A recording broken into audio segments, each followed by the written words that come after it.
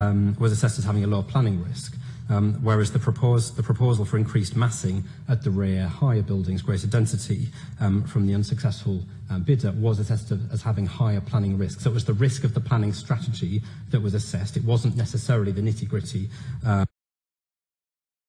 Thanks for that, Councillor Strickland. It's interesting that point you make around intensification of planning use, because one of the things that I did over the weekend was just look again at all of the documentation associated with Hornsey Town Hall that I was familiar with since becoming leader in 2008. And if you turn to the Planning Committee, which I believe met in July 2010, the objections to the planning permission for the planning, the objections to the planning application on Hornsey Town Hall at that point in time all related to the intensity or the perceived overdevelopment of the residential.